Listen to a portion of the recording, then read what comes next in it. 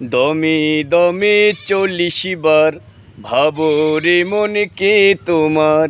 দমে দমে 40 বার ভাবো রে মনকে তোমার। 40 রাকাত পড়লে নামাজ ঈমান শক্ত হয়। 40 বছর বয়সেই রাসূল নবী হয়। 40 রাকাত পড়লে নামাজ ঈমান শক্ত হয়। 40 বছর বয়সেই রাসূল নবী হয়।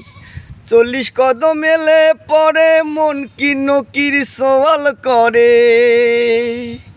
40 কদম এলে পরে মন কি নকির সওয়াল করে। মুর্দা তখন জিন্দা হয় রে মাটির কবরে। দমে দমে 40 বার ভাবো রে মনকে তোমার।